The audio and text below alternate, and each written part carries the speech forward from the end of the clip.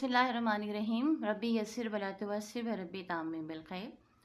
आज के लेक्चर में हम पढ़ेंगे ऑब्जेक्ट कॉम्प्लीमेंट। ये हमारा नया स्ट्रक्चर है, यानी हम सब्जेक्ट, वर्ब, ऑब्जेक्ट और उसके साथ कॉम्प्लीमेंट पढ़ेंगे। इससे पहले जो हमने स्ट्रक्चर्स किए हैं वो हमारे एक मतलब हम फिर से दोहरा लेते हैं।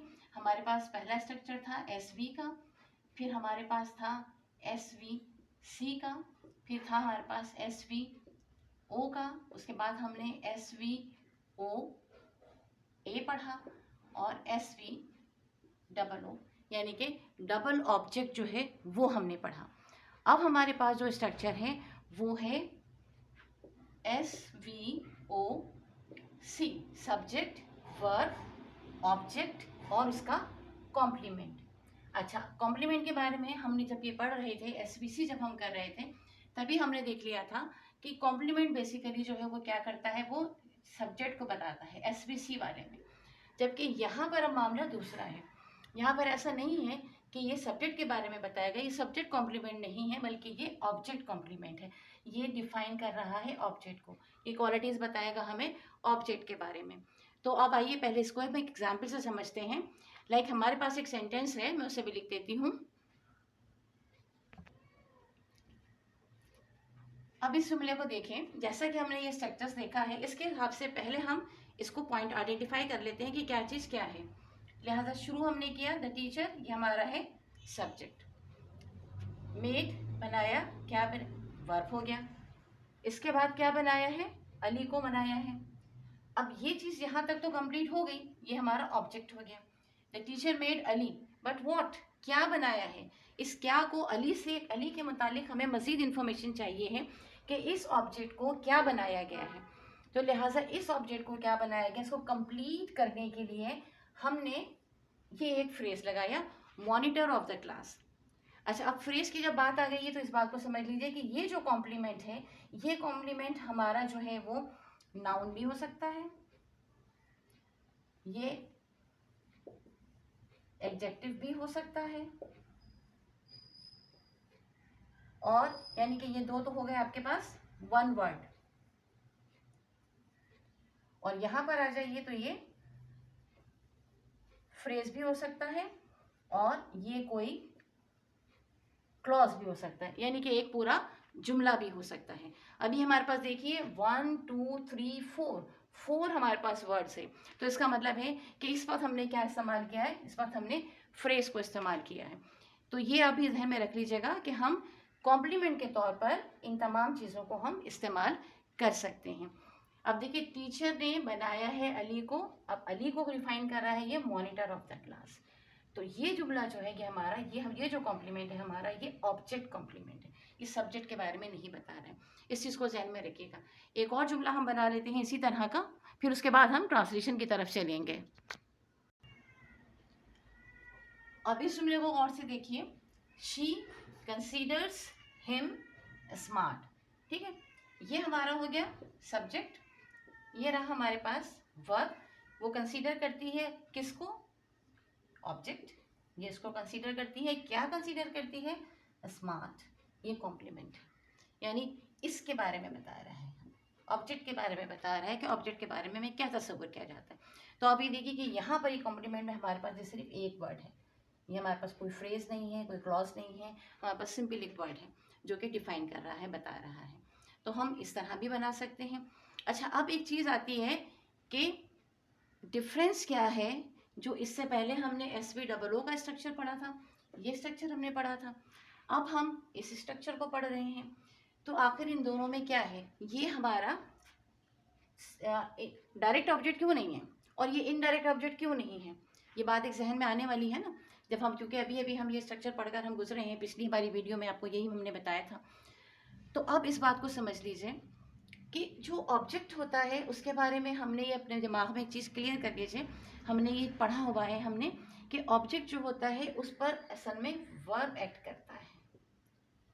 जो वर्ब होता है, जो काम होता है, वो काम जिस पर होता है उसको हम ऑब्जेक्ट कहते हैं। अब ये कंसीडर करने वाला काम जो है वो इस पर हो रहा है, यहाँ नहीं हो रहा।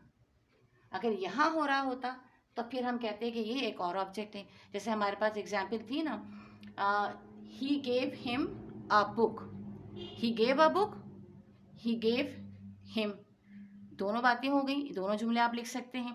लेकिन यहाँ पे शी कंसीडर्स स्मार्ट, तो स्मार्ट किसको समझती है भाई, ये बात जहन में आएगी। तो लिहाजा शी कंसीडर्स हिम स्मार्ट, उसको स्मार्ट समझती है, किसी भी शख्स को उसको ये स्मार्ट समझती है। तो लिहाजा ये जो है ये इसके बारे में, इसको क्वालिफाई कर रहा है, इसको बता रहा है, ऑब्जेक्ट के बारे में बता रहे हैं। तो लिहाजा ये ऑब्जेक्ट कॉम्प्लीमेंट हो गया। ठीक है,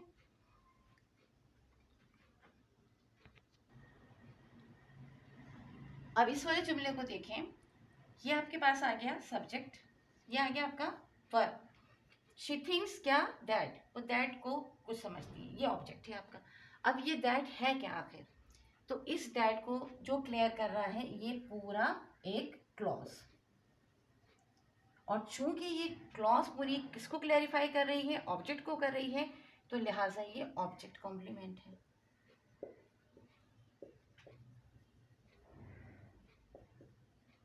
यानी ये बता रहा है कि वो उसे क्या कंसीडर करती है, क्या समझती है कि ही वॉन्ट डिच है, वो उसको धोखा नहीं देगा।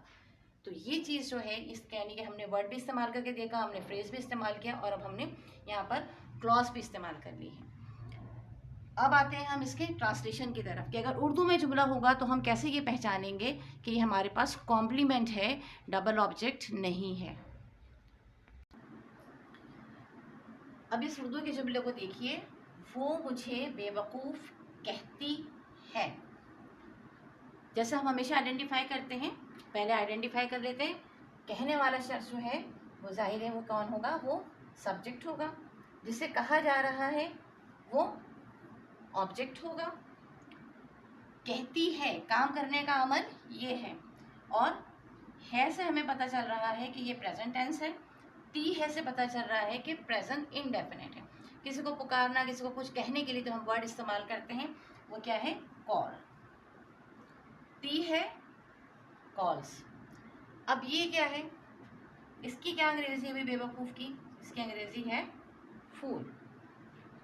अच्छा, अंग्रेजी तो हमने इसकी देख ली कि ये फूल है। अब ये फूल इसका मतलब है कि क्वालिटी है ये किसी की, तो लिहाजा इसका मतलब हुआ कि ये कॉम्प्लीमेंट होगा। अब अगर हमारे पास एस आ रहा है, ओ आ रहा है, और ये वी आ रहा है यहाँ पे, तो इसका मतलब हुआ स्ट्रक्चर क्या है, वो ये है। लिहाजा हम इसे, अब स्ट्रक्चर को हम चेंज करते हैं, फूल और कॉल्स हमने कर लिया है। अब वो ज़ाहिर कहती है का मतलब है कि लड़की है, तो लिहाजा ये हो गया शी, मुझे, मी। अब इसको सेट कर दीजिए ऊपर वाले स्ट्रक्चर में, शी कॉल्स मी फूल, वो मुझे बेवकूफ़ कहती है। अब देखिए कितनी आसानी से जो है ये हमारा जुमला बन गया, और चूंकि हमने देख लिया कि ये क्वालिटी है, एट्रीब्यूट है इसका, तो लिहाजा हमें ये समझ में आ गया कि ये SVOO नहीं है, बल्कि ये SVC वाला, SVOC वाला सेंटेंस है। एक और मिसाल इसकी देख लेते हैं। अब ये देखिएगा, हमारे पास एक और एग्जाम्पल है, मैनेजर ने उसको सीनियर ऑफिसर बना दिया। ठीक है, अब इसको भी पहले ब्रेक कीजिए कि ये कौन कौन से वर्ड्स हैं, क्या क्या फंक्शन कर रहे हैं। काम करने वाला शख्स कौन है, मैनेजर, लिहाजा ये हमारा सब्जेक्ट है। काम किस पे हो रहा है, उसको पे हो रहा है, यानी ये एक प्रेपोजिशन हमारी, ये सॉरी, ये एक ऑब्जेक्ट हमारे पास आया है। अब ये इसको के लिए जो हमारे पास होता है, अब ये आप सोचिए, अगर आप गुफ्तगू कर रहे हैं किसी से, ये बात बता रहे हैं, तो आपके जहन में ऑलरेडी है कि ये जो उसको है ये मेल है या फीमेल है, किसी लड़की के बारे में बात हो रही है या किसी लड़के के बारे में बात हो रही है।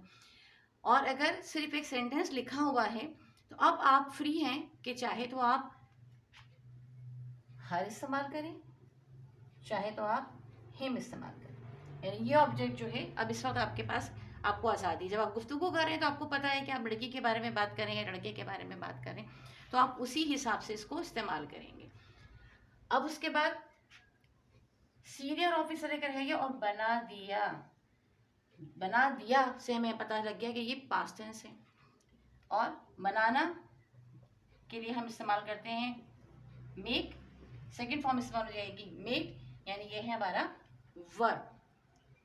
अब हमारे पास वो चीज़ें आई, अब ये क्या है, इसको, ये जो सीनियर ऑफिसर है ये रिलेट करता है यहाँ इस ऑब्जेक्ट से, इसको बनाया गया है, ये इसका इफेक्ट इस पे हो रहा है, तो इसका मतलब ये होगा कि ये ऑब्जेक्ट का क्या है, कॉम्प्लीमेंट है। अब दोबारा आ जाइए, स्ट्रक्चर्स हमारे पास क्या है, एस है, ओ है, वी है, सी है, यानी ये हमारे पास एस वी ओ सी स्ट्रक्चर है। इसी के मुताबिक इसको लिखना शुरू कर दीजिए। मैनेजर मेड, सब्जेक्ट आ गया, वर्ब आ गया, ऑब्जेक्ट आना चाहिए, हिम या हर, जो लिखना चाहें आप लिख लीजिए। मैं यहाँ हिम लिख रही हूँ। मैनेजर मेड हिम, क्या बनाया इसको, सीनियर ऑफिसर। तो आपने देखा कि कितनी आसानी के साथ हम, अगर हमें स्ट्रक्चर पता हो क्या है और हम उसके तमाम कंपोनेंट्स को अच्छी तरह से जानते हों, उसको हम डिफाइन कर सकते हों और उसको हम आइडेंटिफाई कर सकते हो किसी सेंटेंस में, तो हमारे लिए ट्रांसलेशन कोई इतना मुश्किल काम नहीं है। उम्मीद है कि ये वीडियो जो है आपके लिए फ़ायदेमंद साबित होगी। इसको प्रैक्टिस ज़रूर कीजिएगा, बहुत सारे सेंटेंसेस पे इसको ट्राई कीजिएगा। इंशाअल्लाह ताला ये आपके लिए आसानी का बाइस बनेगी। हमारे लिए दुआ खैर करते रहिएगा और नेक्स्ट वीडियो के लिए अगर आपने सब्सक्राइब नहीं किया है तो इसको आप सब्सक्राइब कर लीजिए। और जिस तरह हम आपके लिए ये एक नेकी वाला काम कर रहे हैं कि आपको ये चीज़ समझ में आए और आपके लिए ये भलाई वाली हो, इसी तरह आप भी नेकी के सफ़र को जारी रखिए और इसको अपने दूसरे दोस्तों के साथ, अपने साथियों के साथ शेयर कीजिए, ताकि वो भी अगर उनको कोई प्रॉब्लम है इसको समझने में, सेंटेंसेस को समझने में या ट्रांसलेशन में, तो वो भी आसानी के साथ इस ट्रांसलेशन को कर सकें और समझ सकें। अब हमें इजाज़त दीजिए, इंशाअल्लाह ताला नेक्स्ट वीडियो लेकर जल्दी हाजिर होंगी। अल्लाह हाफ़िज़।